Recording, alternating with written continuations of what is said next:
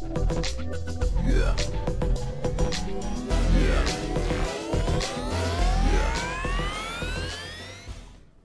Well, hello everybody, and welcome to another episode of Making an Impact. No, you're not dreaming. This is real right now. Cody's at a local wrestling show tonight, meeting Josh Alexander and Masha. So I had not one, but two people to replace him tonight. So Ed, how you doing tonight? I'm doing all right. I'm doing all right. This was a wrestling show. It was a wrestling show. There was wrestling on a television show. Oh, really? I'm trying to be nice. How are you doing, Parrish? I'm doing a lot better than Ed, I guess. But I'm also going to call out Cody and be like, dude, you have responsibilities. Get your priorities in order, man. I can't say anything. I'm leaving in March, so I have to be nice to him for leaving this summer. But yeah, I just but that's your birthday, so that's a different thing. Maybe, for now. But yeah, I thought it was funny because as we were talking before the show started, I had not only Ed but Parrish tell me that the positive and negative things they saw about Impact. So this will not be like a regular show with us talking positive about Impact for once. So I think that'll be interesting to see. So that's why Ed typed that disclaimer, because I apologize, Cody. It will not be as positive as we usually do it by ourselves. Oh yeah, that's how I feel about Masha right now too. Nowhere to be found. And thank you, Barry, for stopping by. Andre, aren't you supposed to be watching and enjoying the world champion right now? What are you doing here? Thank you for being here. He just started. He's watching them right now. Well, he's watching both of us, but He can watch them and us at the same time. It's fine. See, that's loyalty. Where's Cody? Why is he not logging on and commenting? Trust me, from what I saw from Josh Alexander tonight, he's probably getting a lot better Josh Alexander tonight than we got last tonight. So, you know. Well, you guys were talking about on taking over how Bron Breakker got from one place to another. How did Josh Alexander go from Impact to Top Talent? Amazing. That same jet he's on. Did you guys watch Before the Impact tonight? Before we talk about it, I did. Isla Dawn looked very different. Oh gosh. For those of you that don't know, we had Taylor Wilde with her new gimmick, if you want to call it like that, new character. They kept referring to her as a witch, which I was like, fine, but like NXT's doing a lot better job with their witch, because she looks like a witch and she's acting like a witch, as opposed to Taylor Wilde, who's just dressed in black. She's just doing her W and that's it. I'm like, I don't understand this. Okay. Yeah. So we had Taylor Wilde as Kylie King tonight. This is her debut. So overall, I enjoyed. We've been not so positive about Taylor and her return so far in Impact. We think she's been a little bit slow. So I wasn't particularly excited about this match. It was the part of Kylie that made me excited about it, because I love watching her. So seeing her in Impact was pretty nice. And I love one thing that they mentioned in commentaries, like she's been in AEW, she's been in New Japan Strong, and she's been part of NWA and now Impact too. So it's incredible to think about everything she's done in the past couple of months. But to me, more than anything, this match, it was more about Kylie and showing her off. Like, even though Taylor won the match, I feel like Kylie stole the show for me. She was doing so much better than Taylor was. And that's what I enjoyed out of the match more than anything. What did you think, Ed? I really enjoyed Kylie King. It looked like she was doing drills, because it looked like she was going at about a quarter or half speed. Like, it seemed like she was waiting to make sure that Taylor was in the right spots to do all the right things.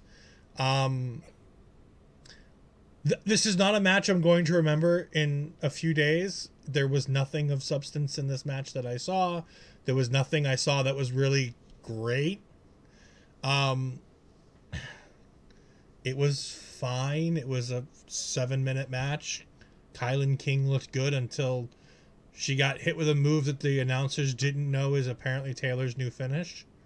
Yeah. It would have been nice if, the announcers had sold it like a finish as opposed to just a move to beat Kylie King. I think it was like a neck breaker. Even like when she pinned her, I didn't think that was the ending until she won. I was like, oh, that was it. Good to know. What do you think, Parrish?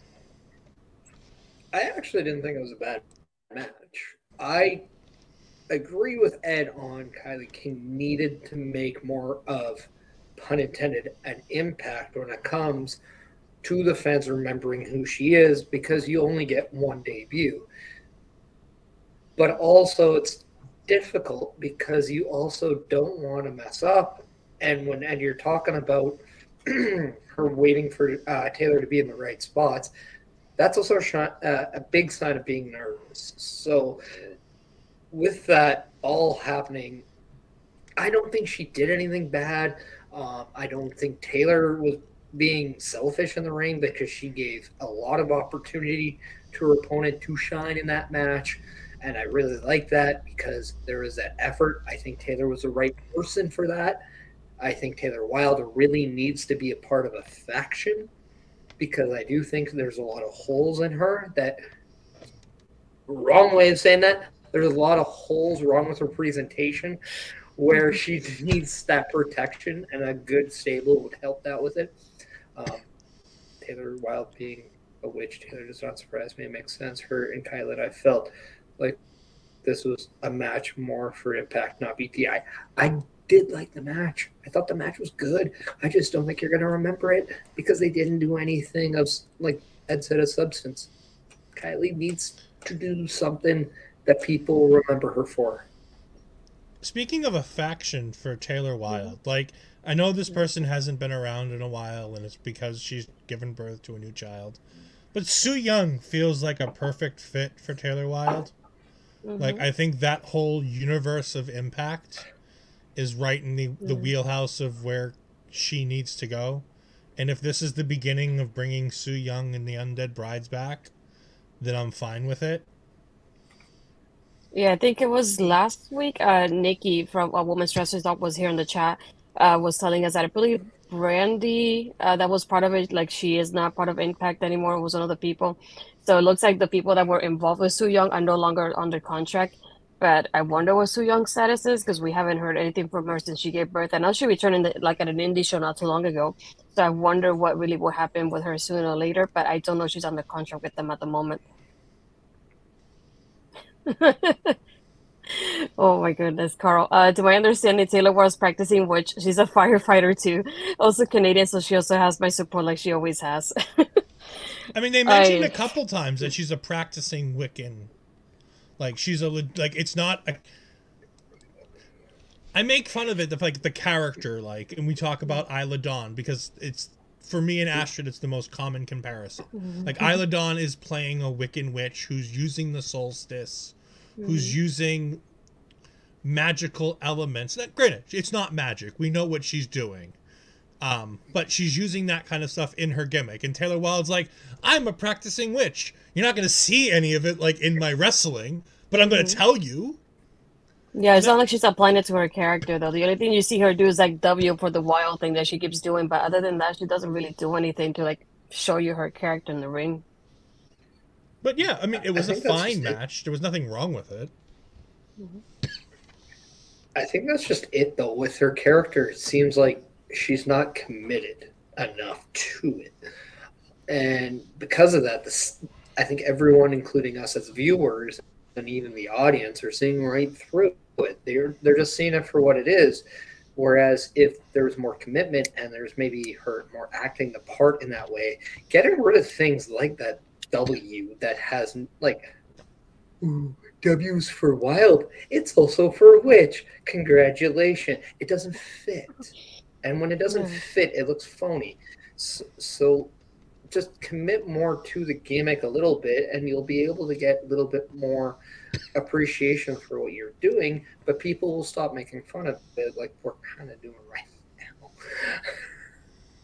No, yeah, I feel like it's like Cody and I have been like critical of her work so far because I feel like she's been not only slow, but even though she says she's a witch, we don't really see much of anything from her at the moment. So just, and then not only that, but aside from the match with Mickie James and that little bit that she had there with Mickie, she hasn't really had more of a storyline of any kind of like direction towards her. So I feel like it doesn't help either for us to like really cheer for her on TV with the way it's been going so far. So I'm just waiting to see what else happens with her because I'm just waiting for that progress in her character.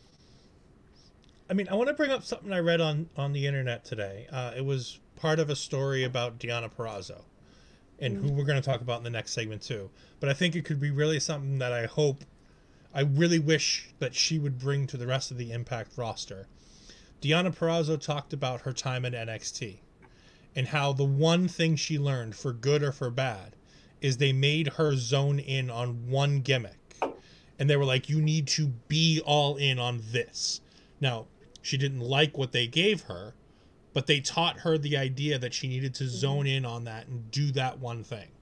And I think that's something that, as we're talking about it, if Deonna can help some of the other knockouts kind of zone in on that, the ones that are impressing us the most, Tasha Steelz, Jordynne Grace, Jessica has done it numerous times. Rosemary has done it numerous times. Taya has done it numerous times. They have a defined gimmick that they zone in on and do. Now, granted, Jessica's working on her second zoned in gimmick. Rosemary's done about 5 of them at a time and had them all down perfectly before. Like, they can do this. They just need to kind of get the rest of these girls in line to be like, this is what you need to do, and kind of zone in on it. Right. Next up, we had to open it. Oh, yeah. Yeah, go ahead. I was just going to say, like, as a wrestler, or a former wrestler, I guess, now, sometimes, like, it's so hard sometimes when you got to do that character. And I wonder if she's at that crossroad where she's, for so much of her life, she's learned just to be a wrestler, because she's not a bad wrestler. She's actually a very good wrestler. But when it comes to the character stuff, that's where it doesn't feel like she's very, very comfortable. So I'm wondering if she's trying to find her way to be a part of that character. Not because it's the character that she doesn't know, it's more or less how does she portray that and get comfortable playing a character, because I feel that's probably the disconnect right now. It's not so much the witch, it's so much just that commitment. Yeah, to me, it's more about playing that character, not only because we see her in the vignettes doing it, but you have to apply it in the ring as well, and we don't get to see that so far from her. But some people that we get to see it from, we had Jessica and Rosemary as the Death Dollz going against Gisele and Deonna Purrazzo. I feel like this match is not what I hoped it would be. It was slow to begin with. It could have been better, and I feel like it was short. I thought it was going to be a little bit longer than what it was. But one thing that I really liked was that the commentary was mentioning, it's like, well, here we have Gisele teaming up with Deonna, and she's the one that has killed the teams here in Impact. You know, she killed the Influence, and then these people are gone, and these are gone, and then she was teaming up with these people, and they're gone too, and Vex is gone too at this point, and showing that history of, like, she's not great with teams. But it is like, I wish we would have seen a little bit more from Deonna, because I feel like she's so strongest in her team versus Gisele. But yeah, I feel like this wasn't what I expected it to be. I don't even know what to say about the match itself. Just expecting it the Death Dollz to win. I wasn't expecting Deonna and Gisele to win this match at all. What did you think, Parrish? Thank you. Carl. By the way, we're very much on the rails so far. We've talked exclusively about the matches that were going on, and somebody else who's in the next match. Like, record has shown I can get way worse than what this is. And this trust me, there's stuff. Trust me, there's stuff in here where we're going to go way off the rails, and Ashton has no chance of bringing it back. No. But getting back on the question at hand, I didn't think the match was terrible, but I did find that there is a lack of investment of my giving a you-know-what. And I don't mean that in a bad sense, but I felt like as the match was going on, you could tell that it was more apparent who was going to win, and that's never a good sign in a match. Like, if the fans know halfway in that the champions are not going to lose, then you're not doing a great job of making them question what's going on. And because of that, I do think it's a fail at that point. Because as a performer, you got to be able to have every single fan always questioning, was it real? Was it scripted? Who's going to win? I don't know. You always got to make them on the edge of their seats while watching this. And I just found that more people seem to understand that there was probably going to be a match later on in time with Deonna and Gisele than if they were going to win the match or not. And I just don't feel like that was a great look for them. Yeah, what did you think, Ed? First, I wanted to point out Barry's point. I'm a big Deonna fan, best women's wrestler in the world, I think. But I felt for a bit she's just not going through the motion. Her heart's not in it. I agree. Deonna feels like someone, like I've watched Deonna at her best, and I've watched Deonna at her worst in NXT. This is not Deonna at her best, at her peak, doing it because she's in love with it. This is Deonna just in there being a really good part of a match. What I'll say is I love the idea of having the Death Dollz where you have, again, I'll go back to gimmicks. You have Jessica on this brand new gimmick where you literally have commentary talking about how they're building chemistry between Jessica and Rosemary, even though they were tag team champions for how long when she was Havoc. And they literally mentioned that she's Havoc. Like they're not sitting here and playing, like Jessica doesn't know that she was Havoc, but they know that she's Havoc and the audience knows. Rosemary has done this to perfection numerous times, whether it be in Decay, whether it be part of the things with Su Yan, all the other amazing things that she's done. I think the Death Dollz are one of the best things that happened on this show. And that's saying something because there was a lot of people on this show that I should care about that I cared a whole lot less than I cared about for the Death Dollz, because while the match wasn't the greatest thing, I love the idea that the Death Dollz are still building chemistry and that they have this 3-person unit that doesn't know how to work together well, but they still have that Freebird rule. Mm-hmm. It's like taking the New Day and making the New Day not the New Day, but being the New Day, and having them try to figure it all out again after they've been, 11-time tag team champions and whatnot. It's fun. It's interesting. This match was okay, but I think that's more to the fact that Gisele feels out of place with Deonna, which is weird when you have Gisele's gimmick and Deonna's gimmick that aren't too far off, but they don't feel like they go together. Yeah. No, and another thing is, like, when you talk about the Death Dollz too, is that we haven't really had Rosemary and Jessica team up a lot. It's been more Taya and Jessica lately. So that's why I think they also mentioned that part of, like, Rosemary being there and having that free role, because it's been Taya most of the time versus Rosemary being there. And going back to Daphne's comment, it's on Gisele and Gianna are both stars going forward. Yeah, I'll mention it now because it was something really small. But, like, backstage, they just look at each other and just look at each other. It's like, never again are we doing this, and they just leave. It's just obviously one of those, like, ways to end that chapter of, like, yeah, we're never gonna have Deonna and Gisele being a tag team again. This is just for Deonna to get that title match that she was owed, and that was it. It's done. So I'm glad it was done, to be honest. What were you gonna say, Parrish? I was just gonna say, because there's been rumors flying around that Deonna Purrazzo might not be re-signing with Impact. So when you're hearing earlier that she's going through the motions, I wonder if that's kind of like hitting her for the first time, realizing this is kind of like nearing the last time so I'm going to be here, or if it's her stuck. And that's where I'm really worried, because Deonna Purrazzo, we all know how good she is. We all know what she's capable of. That feud that she had going on with Mickie James and that match she had was easily the best stuff she's ever done. And that rose her stock like nothing she's ever done before. But now it just feels like she is so many miles away from that moment that it just feels like she has no idea what she's doing next. And if the rumors aren't true, I'm worried. But if the rumors are true, then I feel she's conflicted. I feel like it also plays up with the storyline too that she's had for the last couple of months of like, here, I'm gonna go with my best friends of the tag titles. We lose them. And we team up with Gisele and we lose our matches with Gisele too. And even losing the championship and losing against Mickie.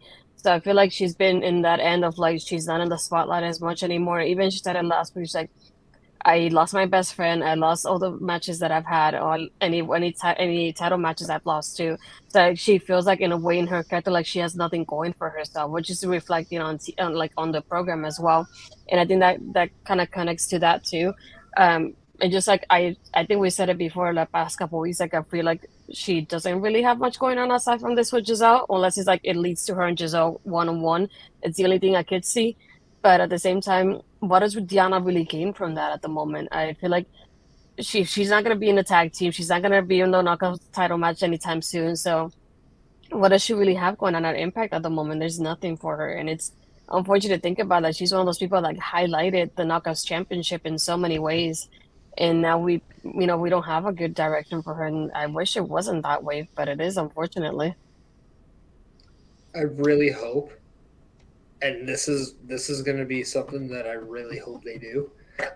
I hope she gets involved in Jordynne Grace and Mickie James. No, maybe she does. Next up, we had Jordynne and Mickie backstage, and just Mickie telling Jordynne is like, I want Tasha for me in this match. And Jordynne's like, yeah, I just want to make sure that you make it to Hard to Kill and you make it to that match and like making sure that the job is done and you don't lose tonight. Did anybody have any thoughts about that since it was kind of quick? Yeah. And then this is when the Gisele and Deonna thing happened backstage. After this, we had the Sami Callihan promo. He's talking about the design, how he thought like basically this was done after he defeated EY. He's like, well, no, I got beat up last week and look what's happening. And I like this part of like when Diener tells him, you have a sickness, and then every time you step in that ring, you start to sacrifice yourself. And you mutilate your body, your bones for the love and admiration of these people, but they don't care about you. It's like, this is when until you realize that the poison and the sickness you have flowing through your body, he's like, I have the antidote, which is violence. And it's like, you say that to somebody like Sami, when you think of violence, you think one of the people you think of is Sami Callihan, if anything. So I thought that was interesting. He's like, I want to join your group, and they just start beating him up. And I like one part that stood out to me too is when Alan tells him, I know about strength in numbers, having that reference back to the Dark Order too. But he's like, there's only a chosen few of us, if anything.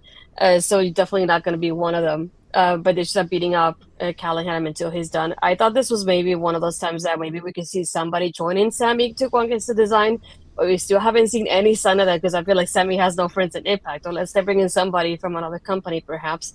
But I thought that was interesting the way this ended. What did you think, Ed? I actually want to put this up to Parrish because I want Parrish to talk about the promo skills of Cody Deaner and Alan Angels in this thing because they absolutely killed it, in my opinion. I think when we're talking about people committing to a character or committing to the gimmick, I think this is exactly what we're talking about. This, like Cody Deaner, and I was able to have the fortunate honor to share a locker room with him, and this is well beyond. This was probably 7 years ago. What he's turned into is an absolute treasure for Impact Wrestling right now. He is absolutely a player that in time should be a world champion. I am very, very happy for this guy, for the opportunity that he has, and I cannot wait to see more. Alan Angels is the perfect complement to Cody Deaner in this group. While I'm going to call him Connor, I know they call him Con. This guy is absolutely fantastic in his role. And I love this group more than I love Violent by Design. I don't think they need Sami Callihan. I think Sami Callihan played his role very well. If Sami Callihan does not join this group out of necessity,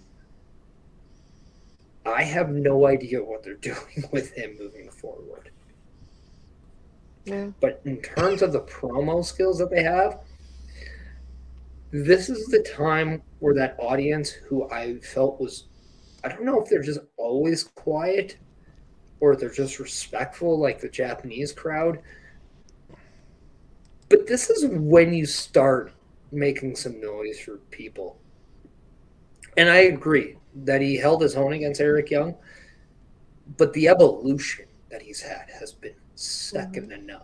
He has revitalized his career, and the last person I saw that do this was PCO. This is phenomenal work that he's doing. But the buy-in and the way that he believes every single word that he's saying, this guy's going to be a danger to anybody in Impact Wrestling moving forward. So here with me, I'm on two sides of this coin. Diener cut a promo that made me feel the same things I felt for cult leader Bray Wyatt. Calling him Samuel the whole time. Like, this is Sami Callihan, the Death Machine. We know who he is. He's like Samuel. Like, he's talking to him like he's his father. Like, he's getting to him. And he's like, no. And I loved that. He did the whole thing like walking to the ring. Like, he didn't bother to get into the ring until he was done, which was so good.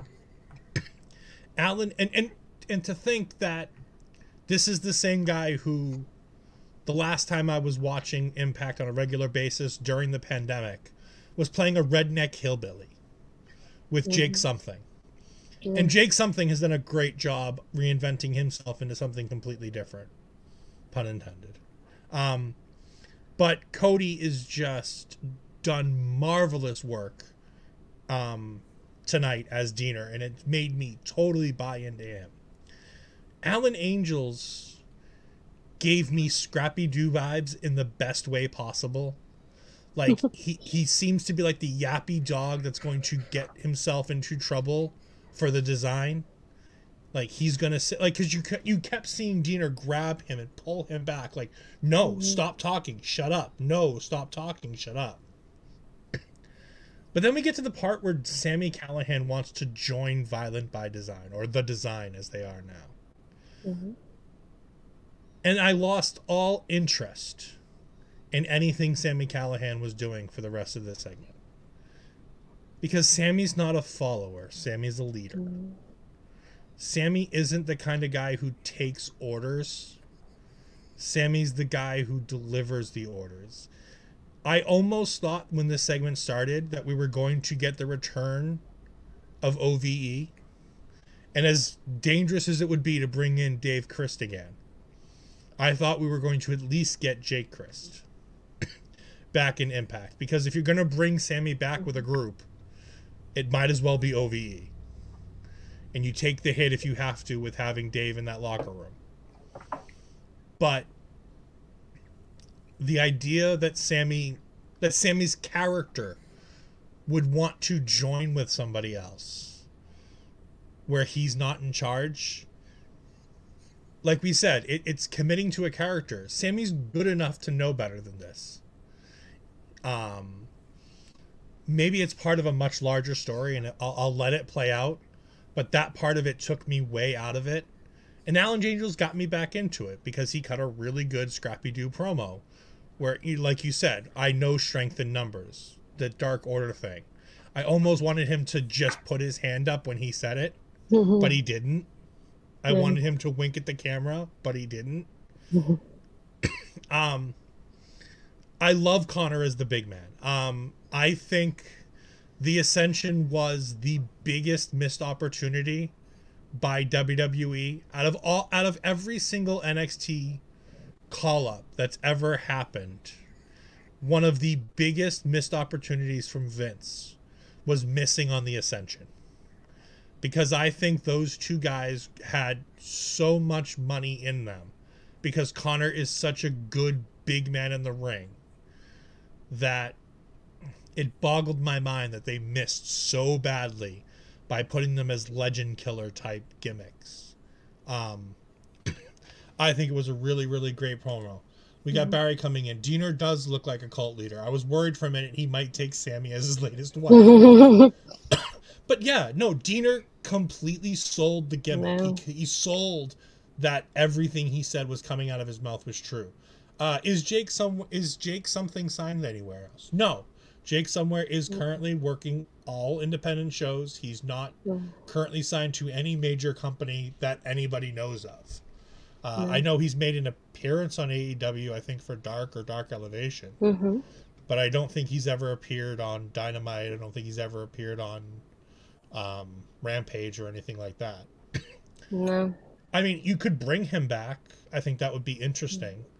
But I think keeping them apart is almost as good as putting them together. Deaner doesn't need anybody at this point.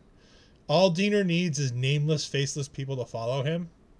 And like I said, he gave me Bray Wyatt vibes. Like sitting in his rocking chair, Bray Wyatt at the height of Bray Wyatt vibes. Yeah.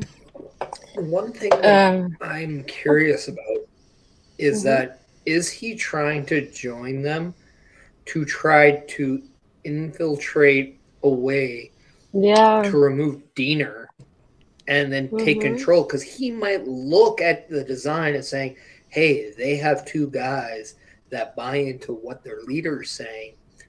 They'll believe what I'm trying to tell them.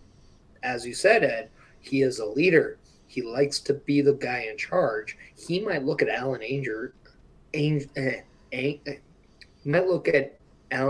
Angels and Connor as the perfect two people that will follow his every word. So he might be looking to replace Deaner with himself, because if there's anybody who's violent by design, it is Sami Callihan. But how apropos would it be if the design for Sami Callihan was to replace Cody Deaner? Yeah, I thought about that too, because I kept thinking, we know Sammy as like not only a leader, but I feel like he's probably thinking of this point of view. Like he tried to kill Violent by Design by taking Eric out, and he thought with Eric out, like he was done, and it isn't. Dieter took over. So he's probably thinking the only way I can kind of kill this monster is by taking it from inside out, basically, and just like joining the group somehow to destroy it from inside like this. And it's like right now it's not like before with EY we had a lot of people with the yellow hoodies. Now we only have 3 people. So maybe he feels like now even there's less of them, it's maybe easier in a way for him to kind of take them out in that sense of like finding those weaknesses within the group and taking them out that way. And that's the route that I was thinking when he said he wanted to join them, because I kept thinking, well, first, if you don't have anybody coming out to save him, then maybe that was the point of like little by little he's gonna start earning their trust, so that way they make it like they accept him joining the group, and then he just storms them from within, if anything. And that's what kind of went through my head as I heard him say like he wanted to join the group, which is surprising when I first heard it. After this, we had Tommy Dreamer and Josh backstage talking about the Bully Ray situation. And we were followed by footage of Austin and Bay, the New Japan, and the way they were doing in Junior Tag League. So if you want to hear more about that, definitely follow Mel and Andre's channel. They have a lot of breakdowns of all these matches that happen there. So if you want somebody that knows what they're talking about when it comes to New Japan and the Tag League, definitely check out their channel. After this, we had... Can I just say one thing? Yeah, what's up? I really wasn't impressed by Matt Taven Light again. Still wasn't impressed. I cannot with you. But anyway, next up we had Speedball versus Yuya Uemura. I like how they keep pointing out this is 2 weeks after the match, like nearly our match they have with Josh Alexander, which is amazing. But yeah, I like how this type of match we showed a little bit from both people. We had the power from Yuya and the way he was able to control Speedball at times, and Speedball his kicks obviously amazing as always. But I like how there was a good back and forth between them, and I like the pacing of the match itself is here as well. At the end, we just had Speedball winning the match over Yuya. What do you think about it, Parrish? I thought this was definitely a match where they needed Speedball to get a win, because they know that the loss that he took with Josh Alexander was a big loss to take. Yeah. But it should be, because it was a big time match. it is one of the best matches Impact Wrestling has seen in a very long time. And there's a lot of good matches, but that one was one of their greats. My thing with Speedball is I do not get him outside of him being a really good professional wrestler, because he is. However, there is a lot of stuff that he does as a professional wrestler that I find that he makes look predictable. And I say that by his body motions and his facial expressions at times, where I feel that he's waiting for the next thing. And because of that, I do think he needs to simplify that aspect. I also feel sometimes that he's just so great of a human being that he brings that into his character a little bit, and that is a downfall, I think, long term. Outside of this, Yuya Uemura, am I saying that name properly? Yeah. Yep. I thought he looked fantastic tonight. I actually really liked him, and I hope that is somebody that is the mainstay for Impact, because that is somebody that could really make a lot of divisions and a lot of situations interesting with his insertion. I also thought this was a great match that they're using for Speedball to have a very good match with said whoever while they do their interaction with New Japan, because it's clear that that's their pick to have that interaction with New Japan. That's going to be their representation. So with that, it was a great showing. I'm just very concerned what Speedball Mike Bailey is outside of a really good wrestler, because I don't get his gimmick at all. I had the same question that Barry had. I wondered if Yu might struggle to keep up with the speed of Bailey, but I thought he was really impressive. I thought Yu was super impressive, like Parrish did. I thought he was fantastic in this match. I didn't understand why in the middle of the match, the crowd was chanting, "This is awesome." Because it was a good match, but there was nothing awesome or earth-shattering about the match going, in midway through.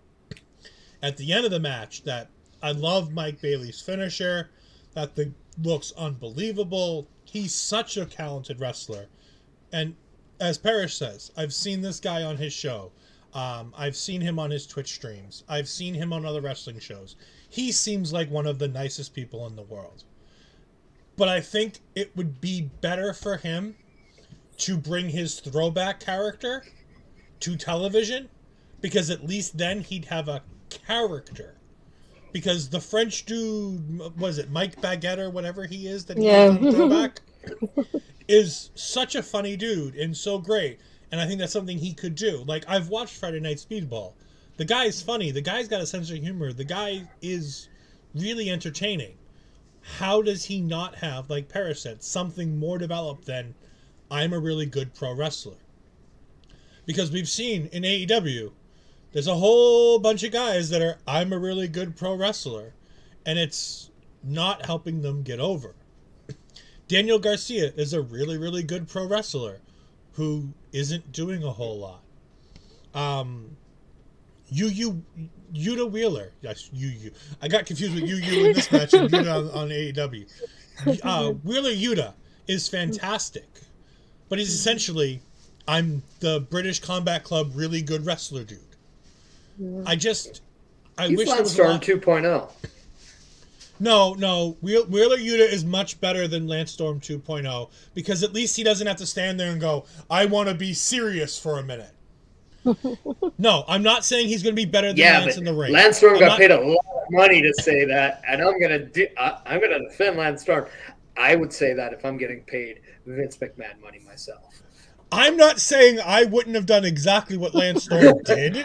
I agree. Lance Storm did the best thing possible. I'm just saying that Wheeler Yuta is more entertaining than Lance Storm.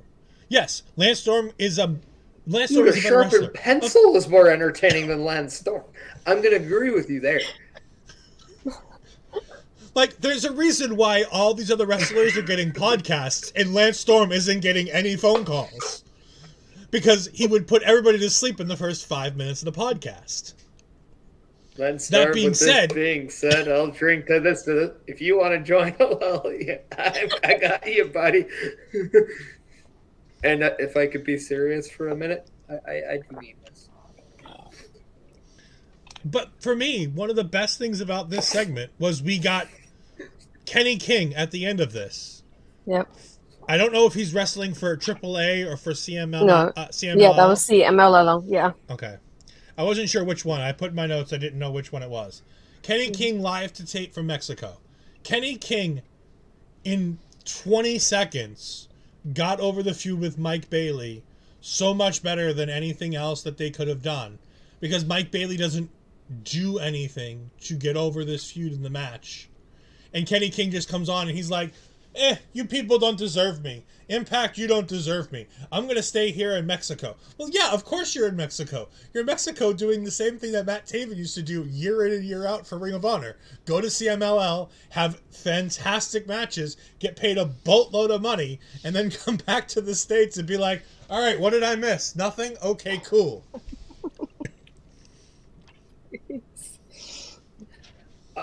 I think this is a time where, like, I'm not going to say anything bad about, like, the show, but I do think it misses a serious guy who has charisma like a Kenny King. I'm not the world's biggest fan of Kenny King inside the squared circle. I don't think he is like a top 10 wrestler in my eyes in a lot of companies he's worked for. But what I do think he brings to the table is a character that makes you invested in what he's doing next. So you will stay through that match. Despite liking what he does or not, he is that good. I think Bailey should be going to either CMLL or I think he should be doing something like New Japan. I really think he would be a great fit for New Japan Pro Wrestling, to be quite honest. But CML, 100% he should be. I know he had visa issues getting in the States, so I don't know if Mexico is going to give him trouble too. Maybe. I don't know. I remember he didn't work, I don't know. he didn't work for any U.S. company for a reason. There's a reason why he was stuck in Canada for all those years. It wasn't because he didn't want to come to the States. And he barely can leave Quebec because of their visa issues. That's what I'm saying. In front of Quebec. Mm-hmm. But Kenny King I was just going to say what my point is Kenny King is the perfect guy to work with guys like Mike Speedball, who may lack that like ability to drive a feud. Kenny King has that ability to keep people invested and interested in it because he is so charismatic. Despite the fact that he's a Tampa Bay Buccaneers fan and him and I don't like each other for that reason, conversation we've once had, he is also fantastic at making you want to hate him in so many ways because he's just that good at it. And for that, I do think Impact really needs him there as much as humanly possible. Kenny King's biggest comparison in wrestling is Mike the Miz Mizanin, right? Yeah. Like Just the about Miz to say that. I was gonna say that. Like if Kenny King had a twin from another mother in the wrestling business, it's Mike. It's the Miz, right? Mm-hmm. Like they're not the best wrestler in the world. They're not. Like I he love might the be Miz. very comparable to Grayson Waller too. Grayson Waller's getting there. Mm-hmm. Yeah.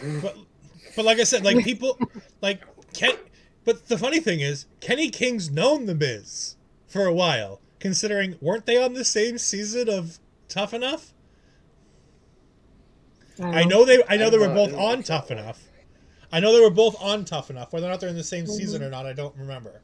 But I know Kenny King is a cast off from Tough Enough. At least once, if not twice. I know he did a dating show, so I just kept thinking of the reality TV experience, but I don't remember if he did it.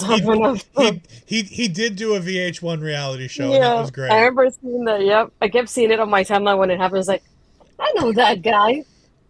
Interesting. I just never pictured him doing a show like that, but hey, you never know. But yeah, just like I feel like he draws eyes to what's happening.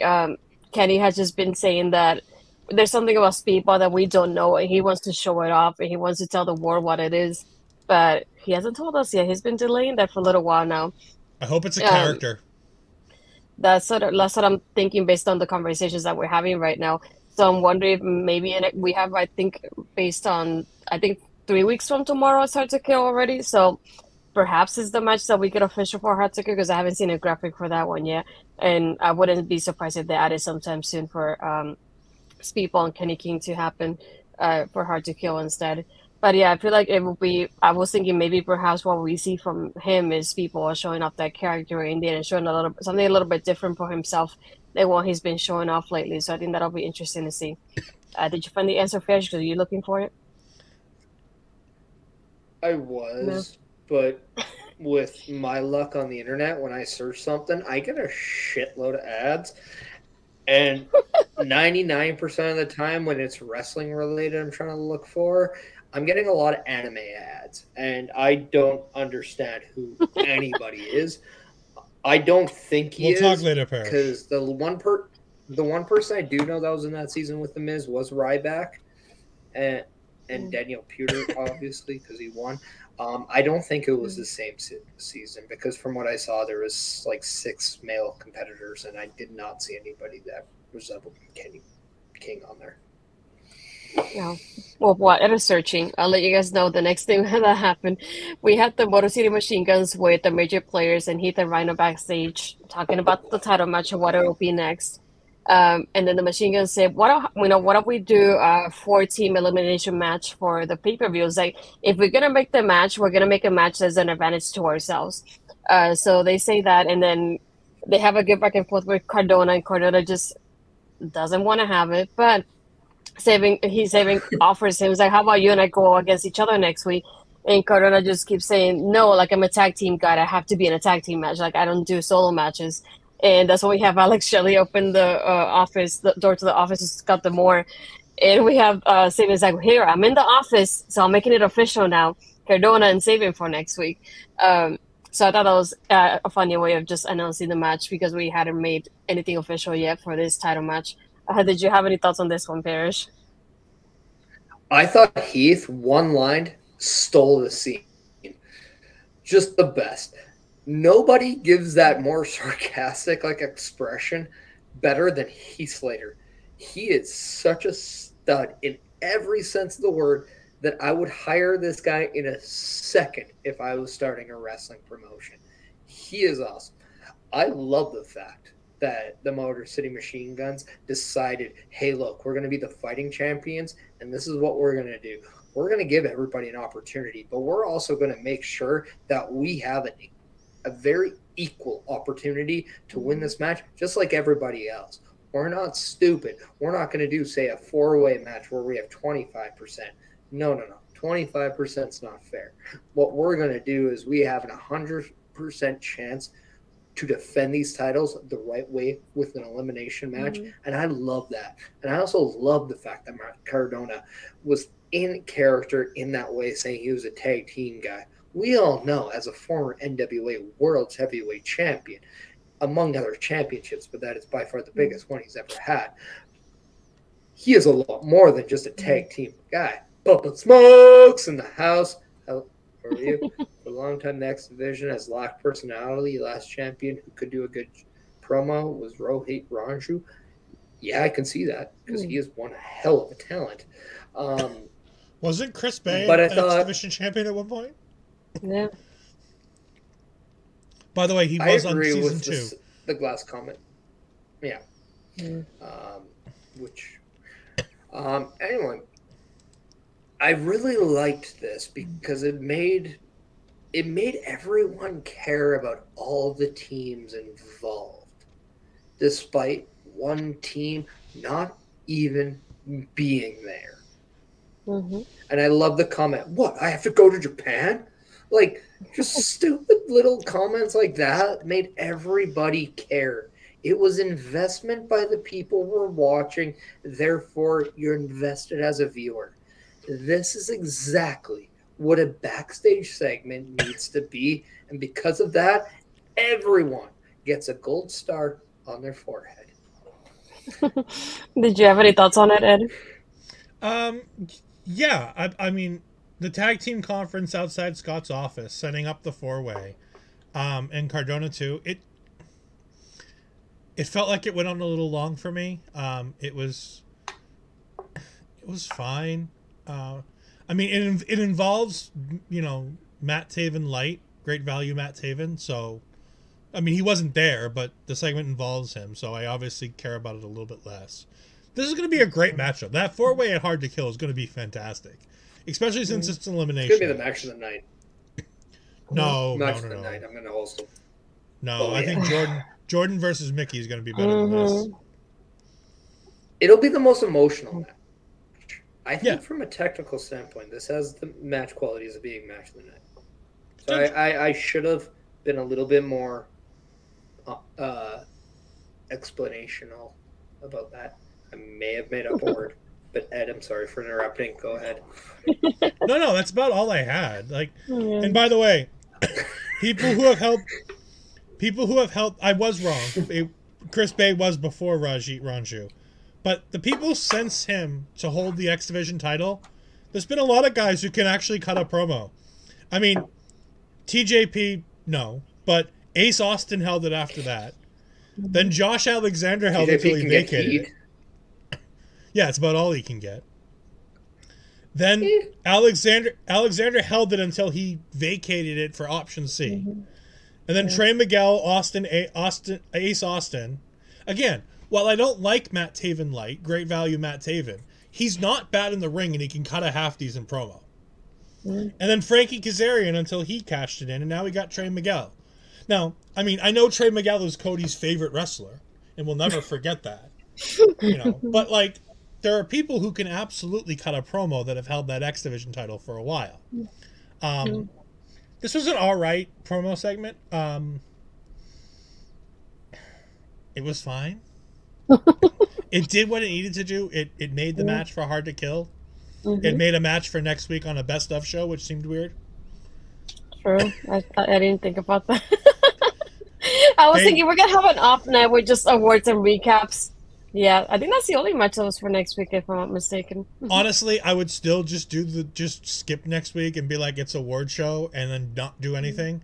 And even just do an Instagram live and be like, hey, this match happened. This is what happened. Yeah. Next after that, we had Jason Hodge and John Skyler, who just teamed up last week. They had a truce to each other saying they were going to team up. So we were going to start with them more than anything. And then we had Swinger and Dice come in. And this is, at first, when you're thinking, this is for those Swingers, and 50th wins. Yeah, that he's working towards. And then we heard Bully Ray's music, and then we had Ziggy just take off with Swinger after that. It's like, yeah, we're getting the hell out of here before we can. So I thought that part was funny. When we had Bully Ray revive, he just took out Skylar right off the bat. He zip-tied Jason Hodge to the top rope like he did to Josh before. And he was asking for a microphone, doing his promo as he would. And he's like, this tag team is not going to live much, because Josh is not coming to save him anyway. And then we wait until Josh comes in and makes a save, and it just the guys, Jason and John Skyler, are showing that they're actually helping Bully Ray against Josh here. So they tie up Josh on the zip ties on the top rope, and then we have Tommy Dreamer make the save. So we not only one save, but two saves in one segment. He's trying to take out Bully Ray, but he doesn't. Bully starts hitting him with the ladder, steel chair, just as Josh can only watch as he did when it happened to Jade. So after that, the way the segment ends. Did you have any thoughts about it, Ed, as you were sleeping here? Oh, I have many, many, many thoughts. I hated this whole. I hated every single element of this thing from start to finish. None of this felt like good storytelling. None of it felt like it was coherent. None of it felt like it made me care about the match between Bully and Josh. So let's start with the easy stuff. Why would John Skyler and Hodge want to help Bully Ray first and foremost? I didn't understand their motivation for doing that. So that seemed weird. But fine, we'll get past that. So the person who Bully has to beat in the match to get the world title is Josh Alexander, right? So we're going to zip tie him to the top rope. All right, that part makes sense. But we're not going to beat him up. That doesn't make sense. And then Tommy Dreamer comes running out. Tommy Dreamer coming out makes sense.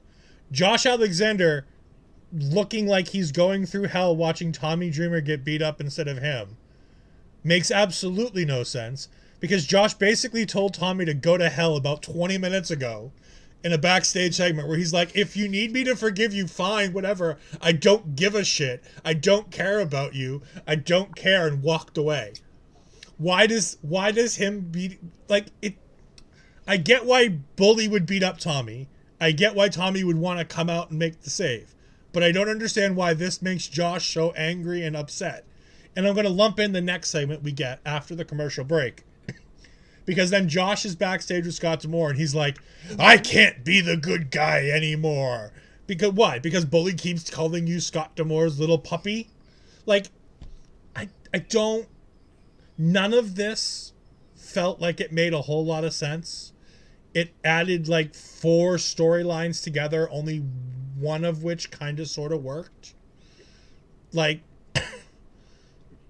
great, we got to Full Metal Mayhem. Cool, but okay? And it took forever. Like, it took forever.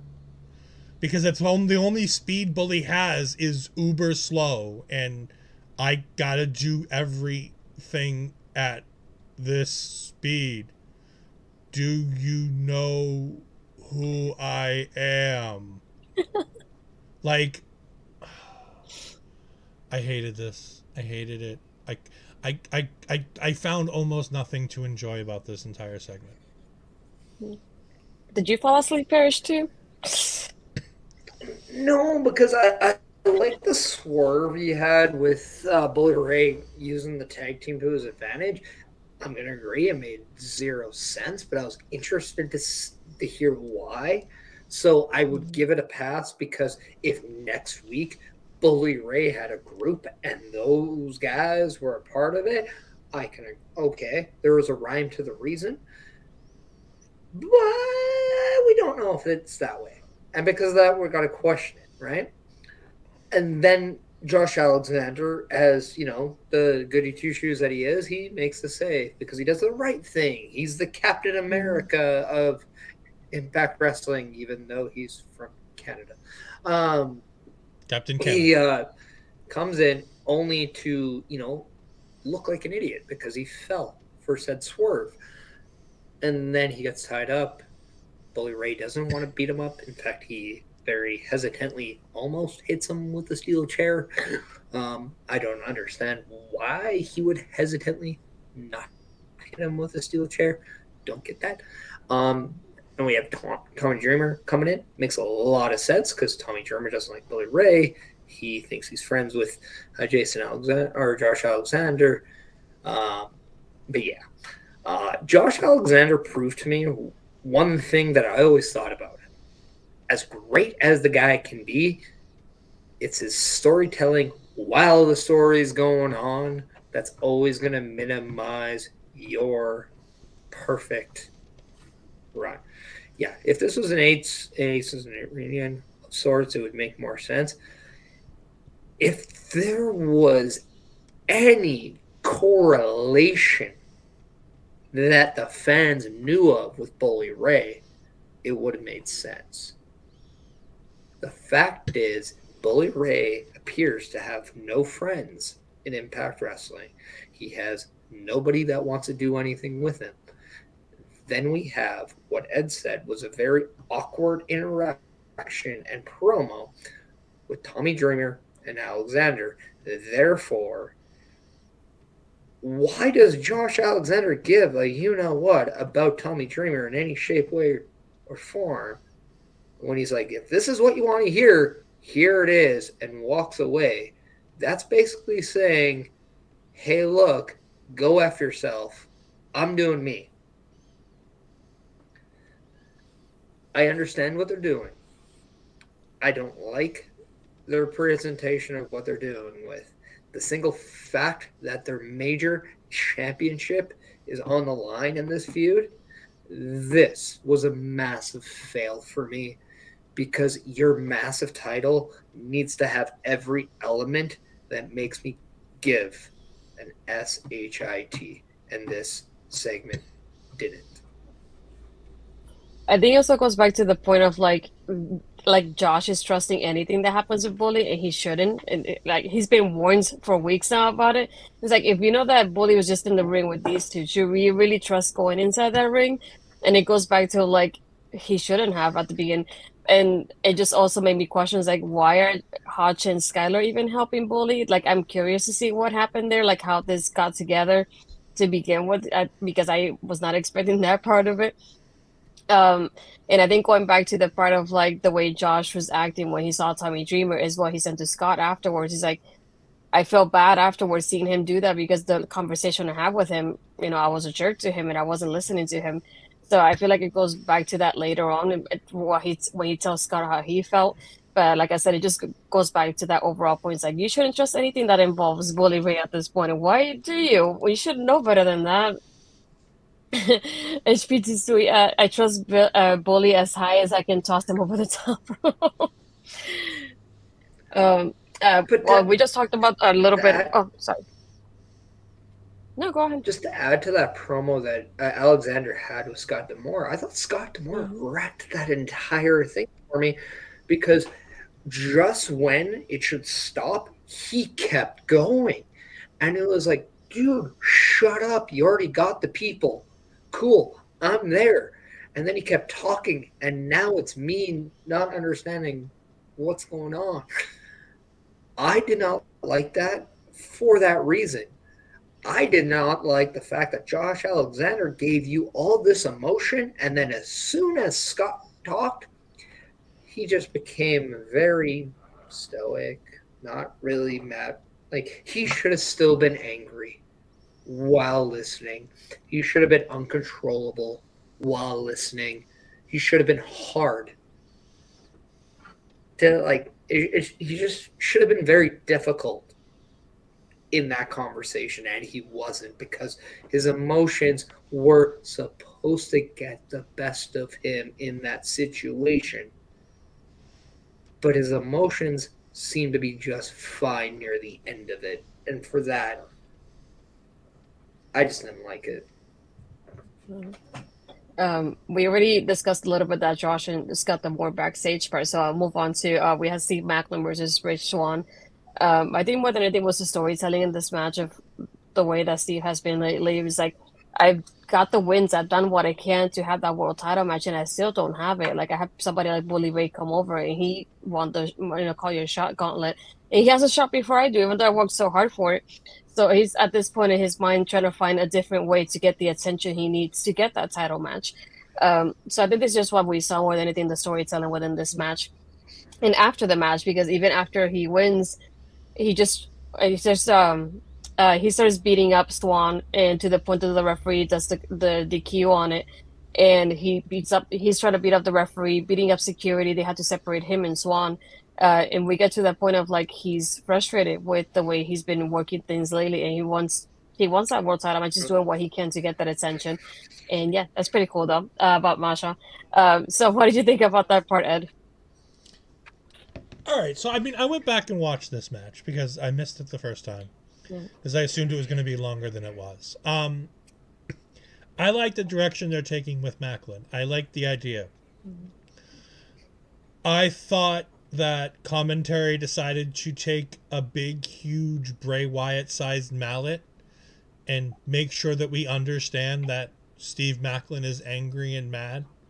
Because I feel like the only commentary the entire match had was, hey, Steve Maclan thinks he deserves a title shot. Steve Maclan's doing everything wrong, and Steve Maclan's attacking. How dare he attack Kazarian? How many times did they mention the name Kazarian in a match that didn't involve Kazarian? He's not even in the company. He's back in AEW. He doesn't work for you anymore. Why did we hear the name Kazarian, 7 times in this 6-minute match? Yeah. Where they both got counted out and fought for longer than the match happened?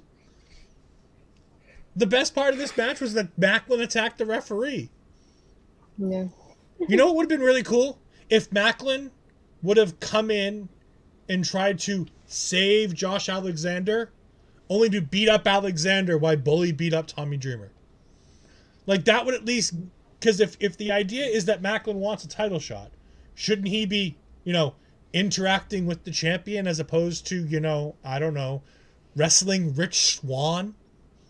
Like, no offense to Rich Swann. Congratulations on signing a 2-year deal today.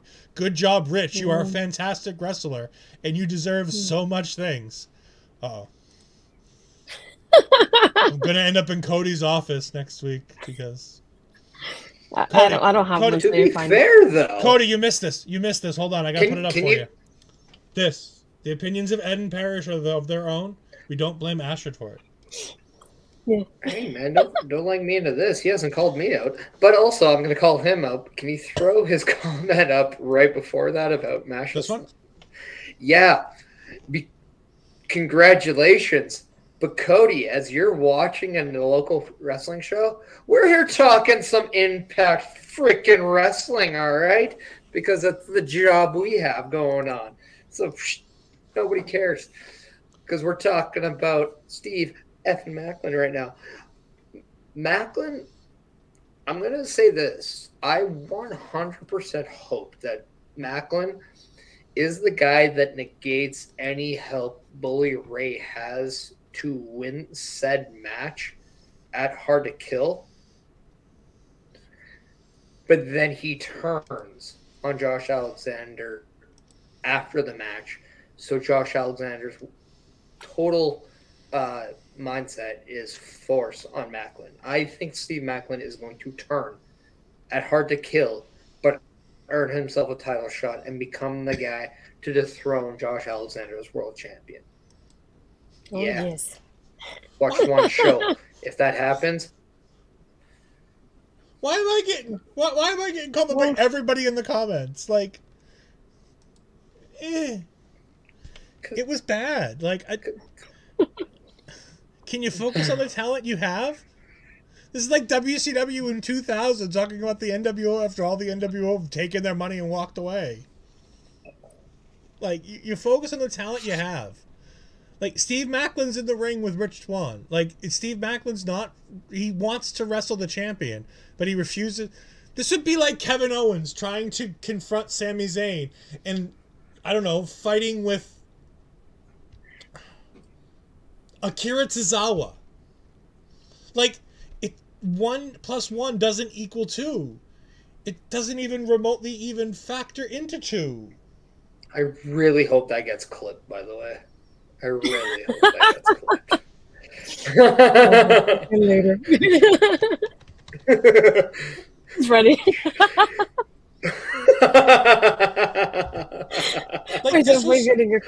Like, this was fine. Like, I liked the match. Like I said, I think commentary did more to derail this match than it helped it, because it makes me wonder why Maclan is doing the things he's doing if that's the goal he wants to get. Like, if you want them to put you in the title match, as Bully Ray has proven, just screw with the champion and you'll get it. Like, if you watch anything, like Papa Smokes here, Ed's keeping it real. Papa Smokes has watched a lot of wrestling. Even back in the territory days when Papa Smokes, and that's the wrestling Papa Smokes likes. And guess what? I've watched a lot of old school NWA. I've watched a lot of old school AWA. If you wanted to fight with the champion, you just went up and fought the champion and did things to the champion. And guess what? You got yourself in title matches. Steve, that's what you got to do. Just fight with Josh. You can get yourself in a match. I know Bully Ray won that. I know it's not just messing with the champion. But this isn't the first time that we've seen Bully Ray get, like, championship matches and things in his illustrious career that he didn't deserve. Like, if you're going to tell me Steve Maclan wants a title match and he wants to get the attention of the people who are running the company, being in the face of the champion and not wrestling Rich Swann are more ways to get the attention of Scott D'Amore. And again, I'm coming at this from an outsider. I'm coming at it from, I watch your guys' show, and I enjoy watching your show, but I don't watch the product on a week in and week out basis. And commentary did nothing to make me understand why he's not getting it, because they kept talking about him attacking Kazarian. Yeah. From a creative standpoint, you have to have an idea of what you're doing with Maclan, though. I don't feel like even if there is, it doesn't come across that way with the presentation that we had today. Because it just seemed, yeah, you have the match against this guy, and this guy happened to be Rich Swann. Rich Swann is a great wrestler. Was he not a former champion in Impact Wrestling? So therefore, he is credible. However, he didn't feel credible. Therefore, this match that should have been here felt like here. Like you said, Ed, the announcers didn't do a great job of making this a thing. Maclan should be more mad. Maclan should have done more definitive to prove why he should be the guy getting the shot, not Bully Ray. Yeah, there was a Chris Sabin proved that. If Chris Sabin taught us anything, this is exactly right. Barry's right. Yeah. He needs to stand half in, half out D'Amour's thing, and just announce that he's a triple threat match. Like that. If apparently that works, ask Chris Sabin. Yeah, it makes me think like at the end he's gonna get involved in that title match either way. Maybe thinking if I help out Josh because I want to go against Josh, I'd rather go against Josh than Bully. Maybe something like along those lines, and he will get involved just so that way he feels like I helped you, you owe me a title match now, something like that. But it just like you said, just like I'm thinking, what does Swann have to do with the title match?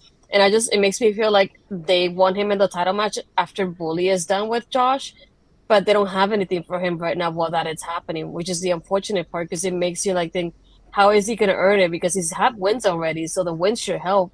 So aside from that, what does he really have to do to get that title match? And that's the part. But I know for sure, like I know he's probably going to win that world title next year sometime.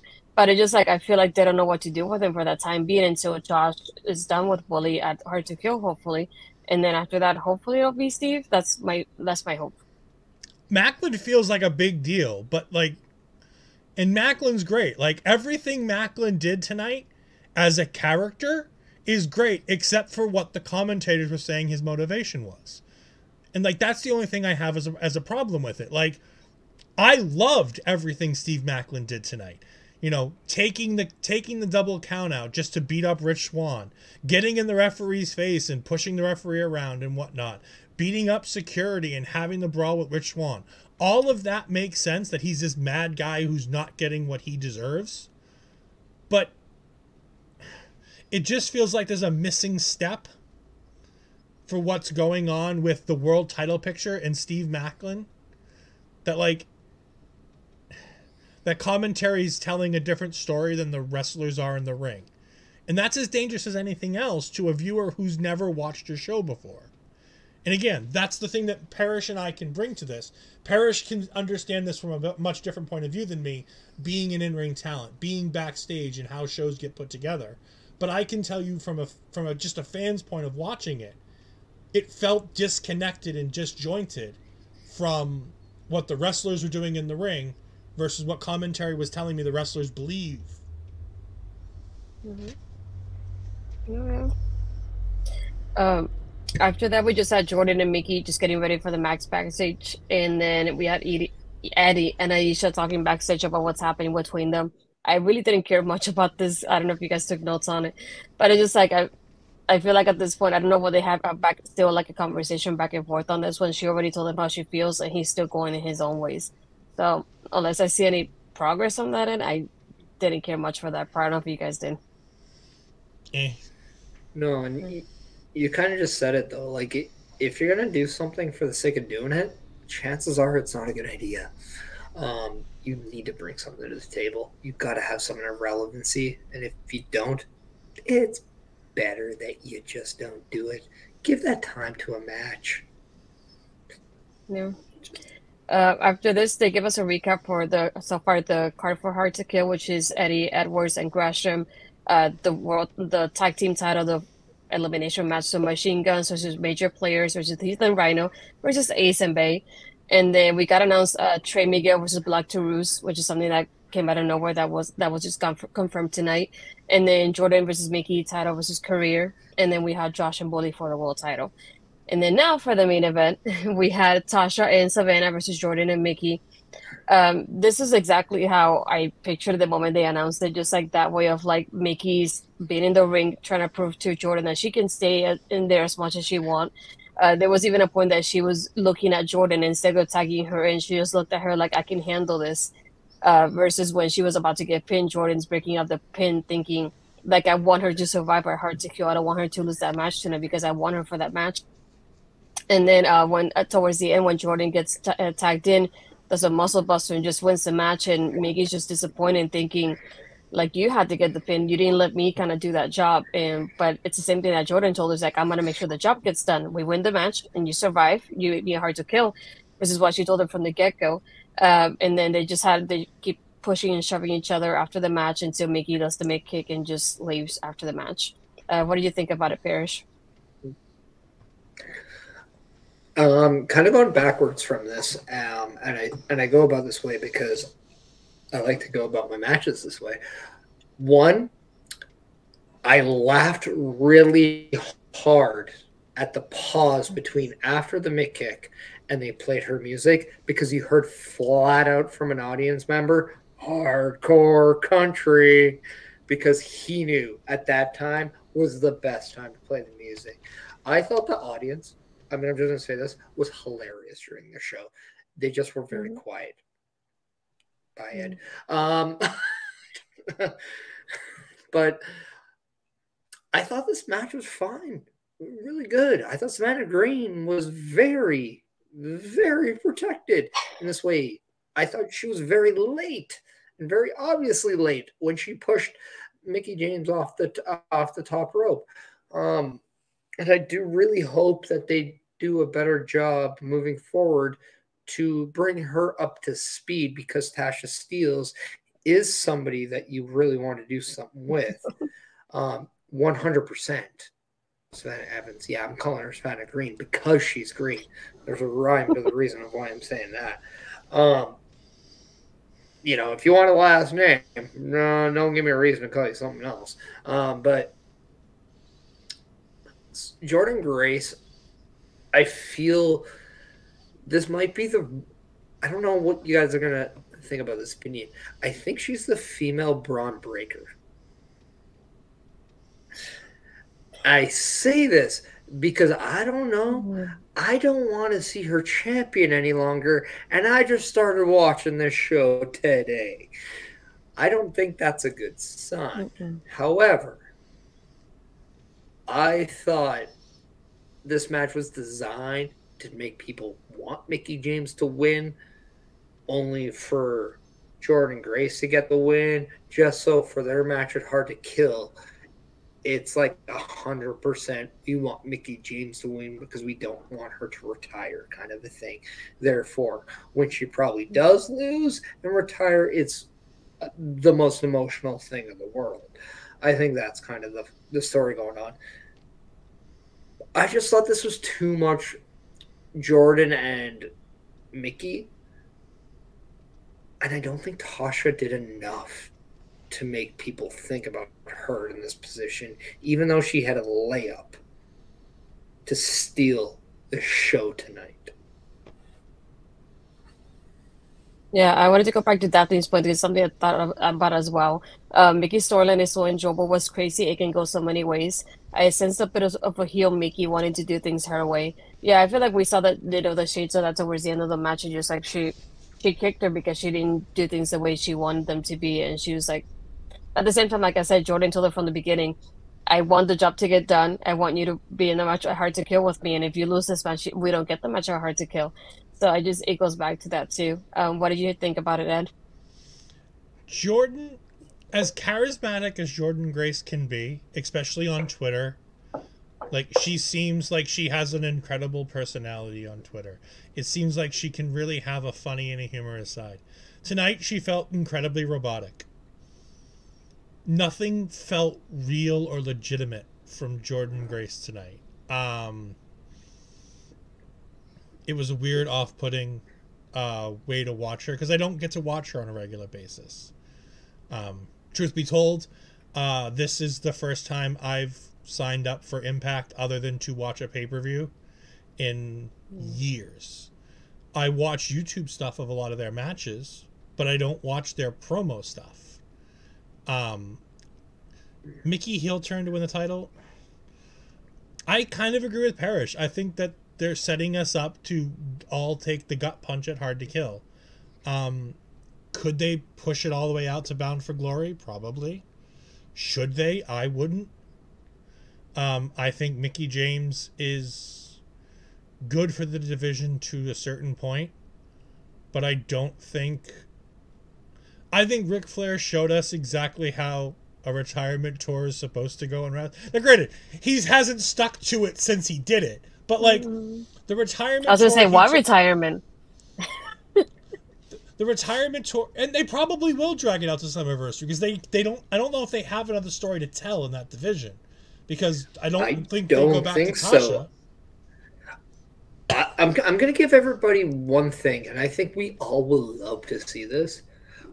But what if, by chance, we see come January, and I'm saying this because I hope because I'll be there. Come January 28th, we see Mickie James enter the Royal Rumble for the second year in a row as Knockouts champion. I could see it. What I was saying about Mickie, though, is like Ric Flair's career-threatening tour that WWE put him on, when he had all those matches, they knew the cutoff point they needed to have. They knew it was WrestleMania, and they got the perfect guy to do it in Shawn Michaels, and they had the perfect match. Now, granted, Ric Flair being Ric Flair, obviously that wasn't the last match he ever had. Not by a long shot. But, like it told the story the way the story needed to be told. I think Mickey's needs to be much of the same. I think Mickey's story should come to an end at Hard to Kill. I don't think you gain anything if she continues beyond Hard to Kill. Like, obviously for her career, obviously she financially gains and has great matches with a bunch of people on the indies. But as far as Impact is concerned, is there anybody on that roster that we need to see Mickie face again? Like, do we need Deonna Purrazzo again? And do we need Tasha Steelz again? Because that's the only program I can see them going back to. Because it's the only program that's been presented to me is that they go back to Tasha Steelz because Tasha says, you've never been able to beat me. I always beat you. Daphne comes in and says, I was going to say that, Paris, that she could lose and go to the Rumble and win the title at WrestleMania. Lucky number 7 is fulfilled. I mean, yeah, you can go back to Tasha. But Masha and Kelly, you could go to them. Do they still work for you? Do they show up? Because I saw neither hide nor hair of any mention of Masha Slamovich or Killer Kelly on this show. I've heard you guys talk about both of them, but Impact sure as hell isn't telling us anything about them. They're so important to the show that they're not anywhere around. No vignettes. Like, I don't want to do this because all wrestling promotions are different. But NXT is constantly making sure that there are enough women in segments to show us where things are going to go from here. I have no idea if Mickie wins, other than Tasha, where they go from here. Now, granted, the Roxanne storyline is a big aberration because I don't think WWE in their storytelling lore foresaw firing their former women's champion of 400 days. The day after she loses the title. I don't think that was in their plan. If it was, good for them, but they did a bad job of storytelling if they did. But, like, there's got to be something more for Mickie. You have to think if Mickie is actually going to hang him up at some point, that there's a little bit of input on her end of how she does it. And I could talk about this from firsthand experience that if you're going to go out, you want to do it a certain way, or there's certain aspects that you at least want to be a part of that. In most retirement matches, that's how it seems to go. The only thing I could say is right now, Mickie James seems to be one of the few pieces that are holding this knockouts division up right now. And I don't think it's really in Impact Wrestling's best interest to throw that away. Would they, out of respect? Possibly, and most likely, because Mickie James, in my opinion, is the greatest female wrestler of all time. I just don't know if the right thing for Impact Wrestling's knockout division right now is for Mickie James to not be a part of it. And I wanted to also point out, like, when they keep mentioning about the last rodeo, they don't say she's retiring from Impact. She says she's retiring from pro wrestling, like, as a whole. So that's the part that it makes me wonder if she'll win that title and then go to the Rumble and show up as champion again. And like we said, it's like we have people like Masha and Killer Kelly who we haven't seen. So maybe there could be people that could be built up in the next couple of weeks while Mickie wins to have her against them, because Masha was last seen against Jordynne. We haven't seen her after that. And Killer Kelly just had one match against Sandra, who we didn't know who Sandra was. It was like a random match. She won it and she disappeared again. So just like, and that's another thing we've been mentioning the last couple of weeks, is like, not only did we have people that are in the like part of the roster but haven't been on the show, but like we also have people like have been leaving. So like so many of them are leaving out in a row because they lost, you know, people like the Good Brothers, and they lost people like Honor No More, like most of the group at this point.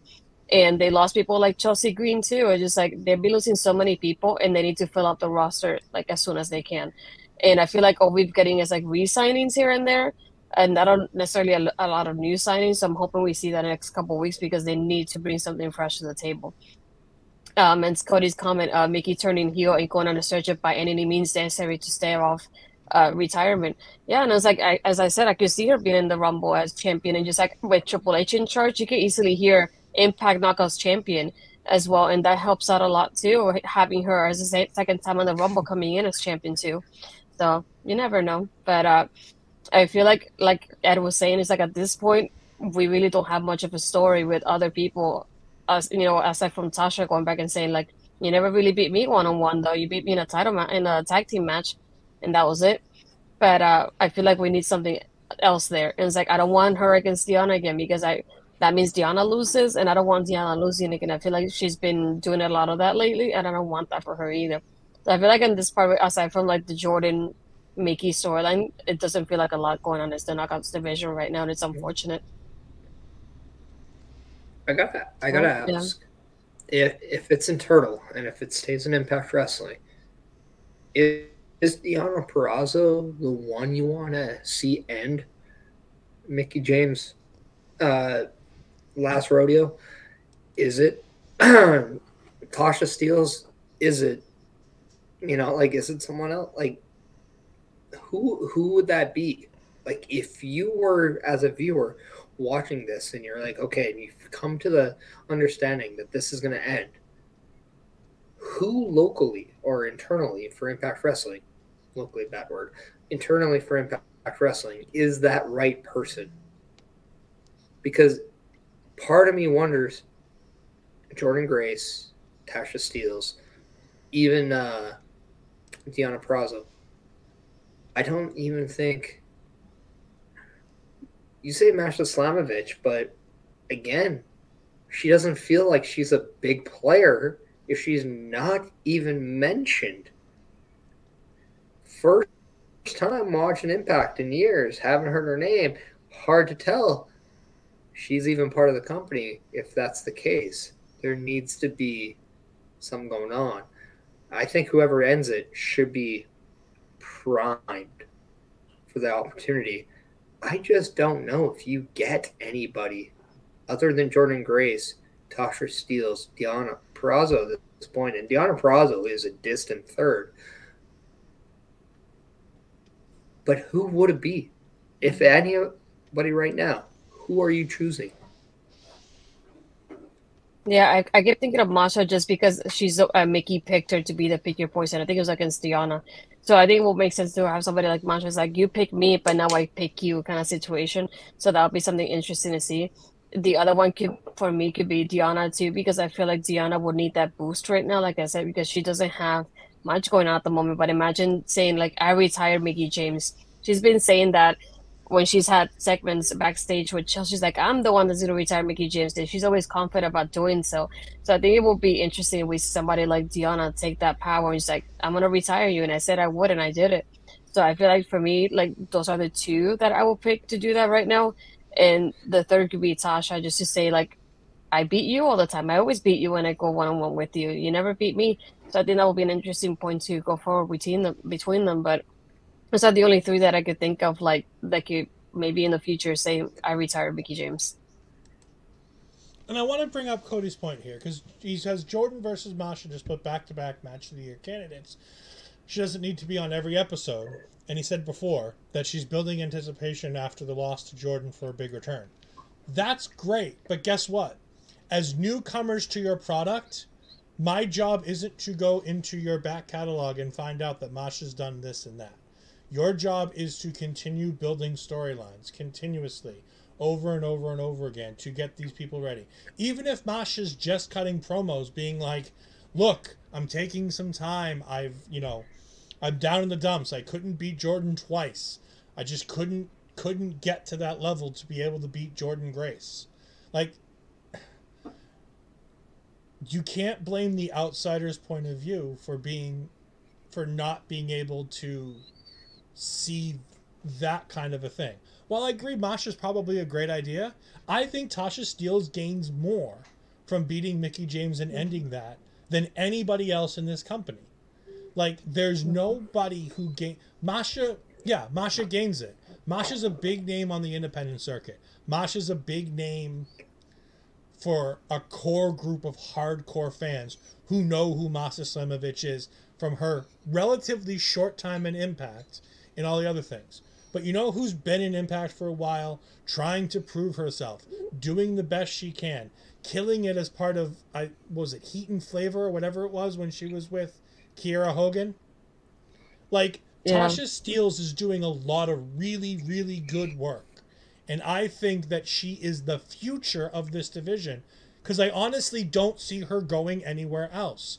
I don't see Triple H having a massive vested interest, unfortunately, in Tasha Steelz. I don't think she's his type of women's champion. We're seeing the kind of people that he's bringing in. We're seeing the kind of people he's bringing back. And mind you, Valerie Lourdes, the MMA fighter, seems to be that representation that he's bringing in for that community, which is fine, because he's not neglecting the community. He brought in someone specifically to tap that. And I think Lola is going, as her WWE name seems to be, is going to have a whole lot of fun bringing that Latin flavor to the WWE. But AEW doesn't do a really great job of highlighting their women. It's a bad week to say that because they just had a banger in the main event last night. And that was fantastic. But those matches are few and far between. The times that you can go, AEW did really good job putting their women on the forefront, is not something you get to say very often. Impact is. Impact is constantly putting the women on the forefront. Impact is constantly making you care about this Knockouts division over and over and over again. But to my point, as an outsider looking in, watching this 2-hour broadcast, they didn't tell me about anybody or anything going on in the women's division outside of these 3 people. Sorry, Savannah, you don't get counted. You're not part of this. You're literally just there to be muscle. Like, you can't blame the viewer for not being a long-term viewer.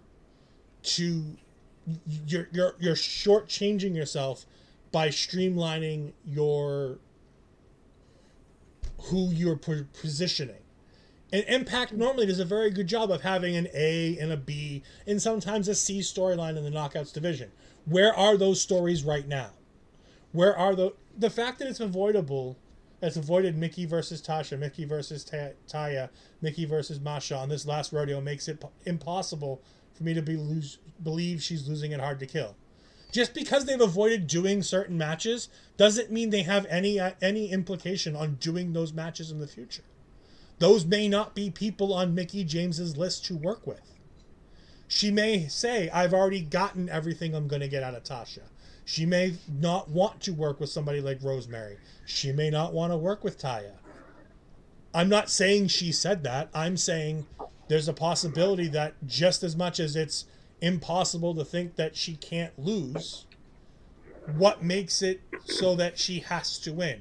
Where does the story go from here? Because the last rodeo story is only as interesting as the next match. Ric Flair's last match story was only as interesting as the match coming up in WWE. You have to continue telling great stories and not having Daphne says it right here. NXT and Impact do that well with the women.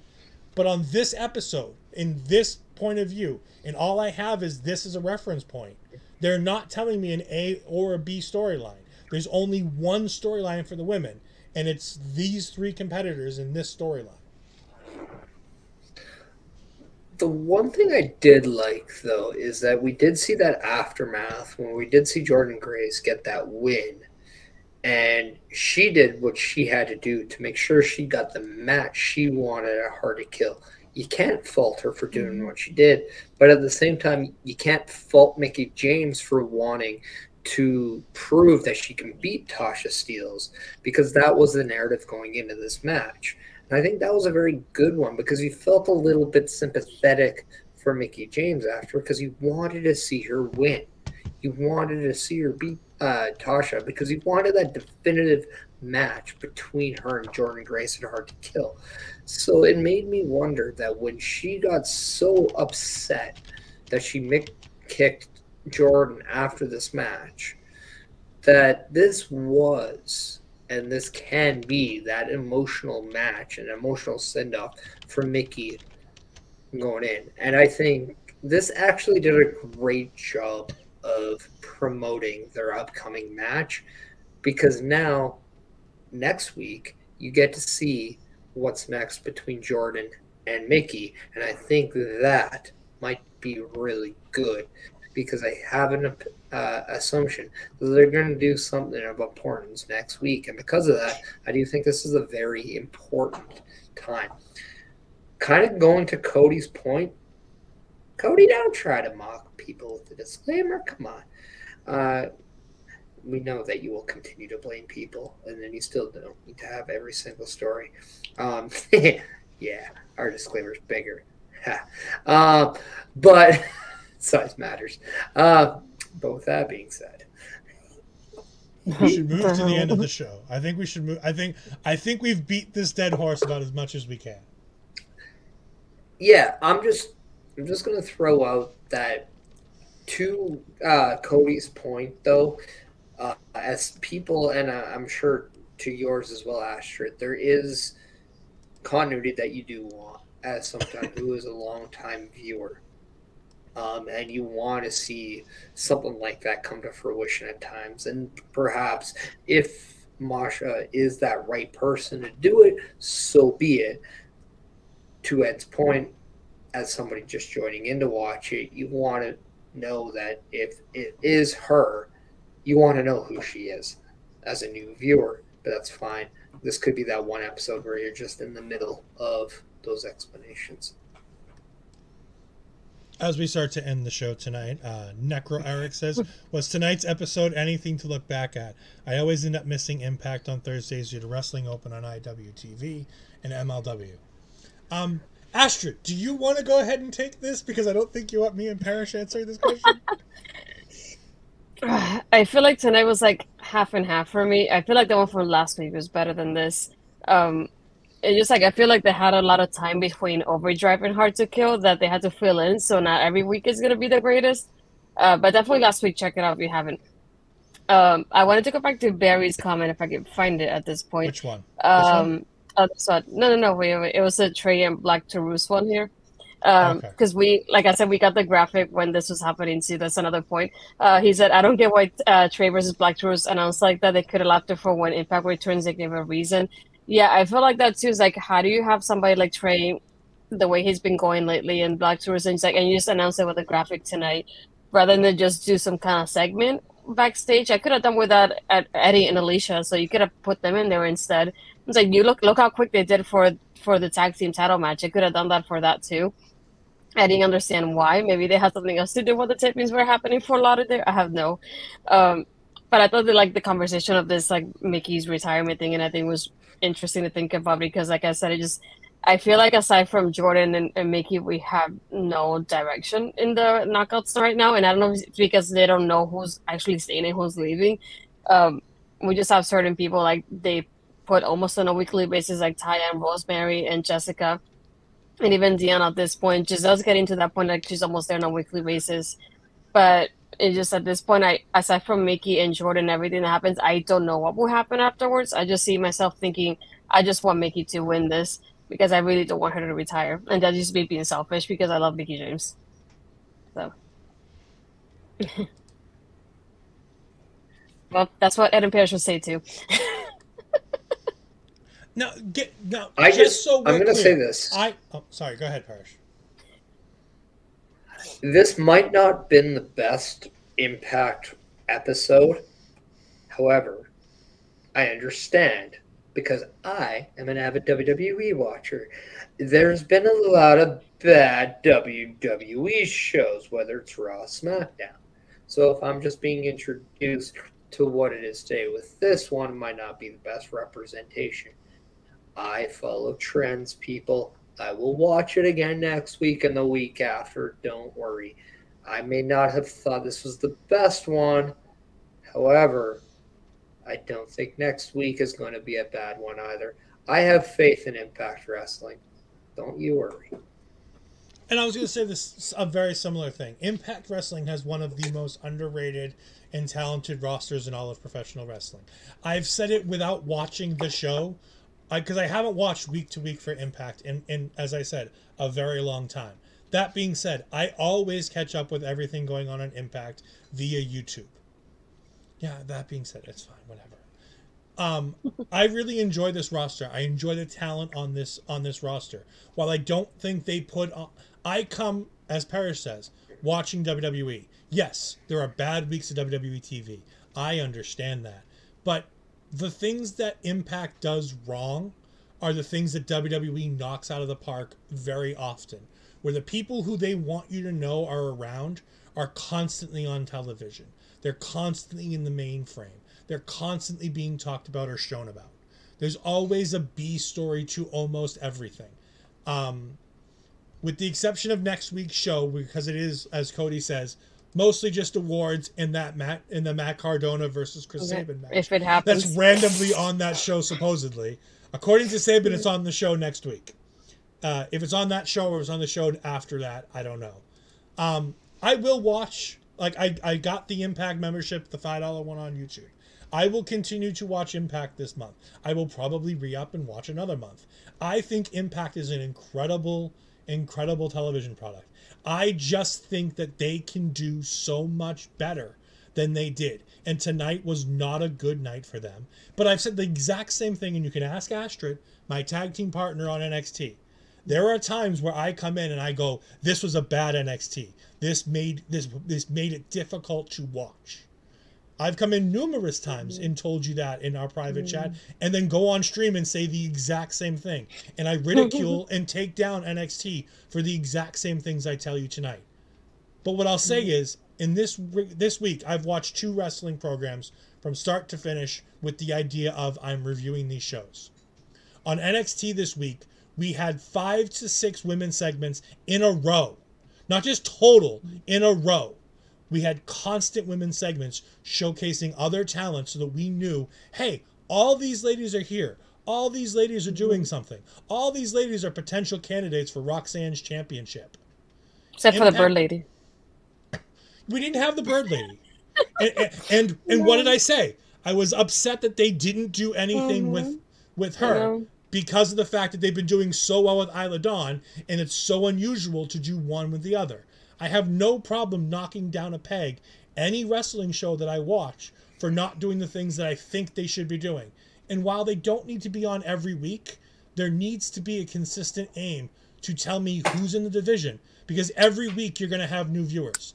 Every show that has Josh Alexander versus Speedball Mike Bailey, that's going to get you views and get you names and have people talking about it as match of the year, is going to be bringing in new viewers. Those new viewers should know Masha Slimovich is taking some time off. Killer Kelly is somebody who might or might not still work for your company. That there are other women in the women's division other than the 4 that we saw in the tag match and the 3 or 4 that we saw in the main event. There needs to be more.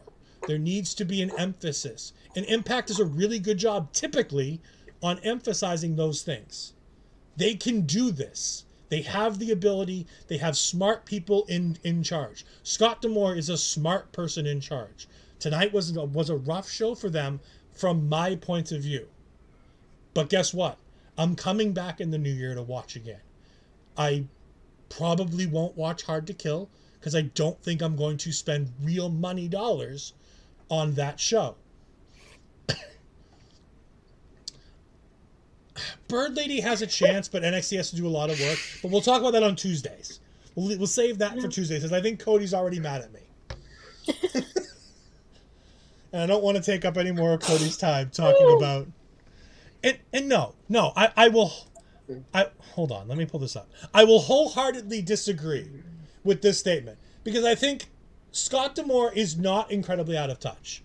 I think Scott D'Amore tells really good stories every now and then. And I'll tell you that, and there are multiple ways that I can tell you that. Because they told the story of Kazarian coming over from AEW to cash in Option C incredibly well. Now granted, he wasn't winning and we all knew he wasn't winning, but damn sure did they make you think he might win. Yeah. They've done an incredible job with telling the story of the last rodeo. Now while tonight's show didn't show that, they've done an incredibly good job of telling it. Impact has all year told very good stories. The problem is that their show's not full of good stories. And it takes a back seat because you only have 100,000 watching on TV. Mm-hmm. You might have a couple 100,000 more on YouTube. And you don't have the reach that the other shows have to get the viewership out there. Impact is not out of touch. Impact tells interesting stories in the same way Lucha Underground did. They're willing to take that chance on some of these stories. That being said, for that reason, a lot of these things don't hit as well as they could because they take chances. But Impact is by no means out of touch. The show is not a mess, and it's not a place where wrestlers go to retire. Because there's so much up-and-coming talent in that company that you wouldn't believe. People like Josh Alexander. People like Tasha Steelz. People like, as much as I say it, Great Value Matt Taven, Chris Bay, Cody's favorite wrestler, Trey Miguel. There are so many young and up-and-coming talent. And I can't believe I'm going on a rant on your show. I'm going to stop. I'm done. I know. I was going to say that. But I was like, I wanted to go back to this comment.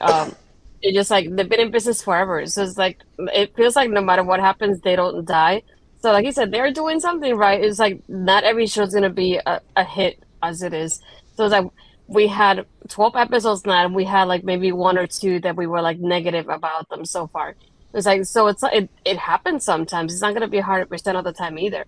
They're just like, it's a matter of what happens. And I feel like another thing that hits them is like, it's towards the end of the year. So between that and the build up to Hard to Kill, it's a long time between that and Overdrive too. So to me, that's another thing that could be a reason why. I think like maybe after Hard to Kill and the fact that hopefully we get more people in the roster sometime next year, it'll be a little bit better. So I wanted to go back also to this comment. It says it's incredibly difficult to sit through an Impact program, and this is coming from a wrestling fan who watches 10 to 15 programs a week. I think, like I said, it's just like not every show is going to be a hit. I feel like for me, NXT has been more consistent with that with the ladies, for example, but it's just like, it's a matter of like to keep watching it. Like if you didn't like it tonight, try it. Not next week, because next week we got a recap and award show, but like the week after that perhaps, because we get something different for them. A comment like this also tells me that you watch way too much wrestling and that you're suffering on burnout, because if you're watching that many programs, you can't truly invest the way you need to in the right talent. You can't truly invest in the way that you should for a storytelling perspective because you're trying to juggle too many things. There's a reason why I only cover NXT for the most part, and I casually watch. I regularly watch WWE, and I casually watch matches from other programs. But yeah, you're going to pick your favorites. 12 to 15 is too much. Impact makes a profit. No, Impact doesn't make a profit. Let's try to clear things up. Anthem owns the network that they're on. Yes. Anthem has money. Yes. I guarantee you Impact's not turning a profit. If AEW's not turning a profit, and I can guarantee you they've yet to make a dime of actual money based on money they've put out versus money they've taken in, that there's no way Impact is doing it. Anyway, my turn to say, with that being said, where can the people find you, Ed, in your rants? Hold on. Oh, where can people find me? Hold on. Me. People can find me here. You can find me, EdFries12584 on Twitter. You can find me on Twitch doing my gaming content at EdFries2002. You can find me on the OLE Podcast Network, our local establishment here on Twitch. You can also find me on YouTube. I co-host with Astrid up there. I'm not used to doing it on this side. I'm used to being on the right side. Astrid has me in a weird spot tonight. Anyways, I co-host. I almost said NXT. I co-host Taking Over, the NXT recap show for our local establishment on Twitch. And next Friday, I'm going to be hosting an end-of-year show with 4 people who predominantly watch one type of wrestling throughout the entire year. Cody will be our Impact representative. And boy, is that going to take on a whole different connotation on Friday. I will be covering the WWE and NXT side. Astrid's co-host on Ladies Wrestling Showcase, Mel, will be covering Stardom and New Japan. And my friend from the Call of Unity, Lauren Goodnight, will be taking on the role of covering the AEW. We'll be talking about Match of the Year, Feud of the Year, Wrestler of the Year, and Show of the Year from the promotions that we watch. And if we so decide to, going ahead and giving a base overview of the outsider's view of the other products as we see it. And I feel bad for Mike when he uploads this later to the Record Media YouTube. Where can the people find you, Parrish? Oh, don't feel bad for him for editing this. He edited me and Maniac's podcast for years, and that was more and more of a shit show than this ever can be. But in terms of that, you can follow me on Twitter at Chris Parrish, Instagram at Chris.Parrish. You can follow me anywhere at the OLE podcast. Follow me on YouTube at youtube.com/@ChrisParrish. My Twitch at the Chris Parrish. Make sure you're checking me out every Sunday at about 12:10 Eastern, 10:10 my time, which is Alberta Mountain Time, for busting out with Bobby Munson. That is where you can find me. And then you can find me at Astrid Pizarro on my Twitter and my Instagram, Astrid Pizarro20. For me, you can find me doing Taking Over with Ed on Tuesdays on OLE podcast. And then back again, making an impact next. I don't know if he'll be here next week. We'll see how it goes with the recap shows as end year awards. If not, we'll definitely be here the week after. Let's see if Saban was right and we get a match next week. We'll see. But if you go on my YouTube, you can find the past episodes of Making an Impact and Ladies Wrestling Showcase. And on the weekends, you can find my NXT review of Women's Wrestling Talk on their website as well. So for Ed, for Parrish, for myself, I want to say thank you, everybody, for watching, for staying in the comments and the discussion tonight. We never had a 2-hour episode before. This one. I did want to rate Pollo Del Mar. They're watching wrestling right now, like old school wrestling. So I wanted to send you guys over there if I got it correctly. Yeah, I did. So yeah, I will see you guys next time. But thank you, everybody, for staying by. Have a good night.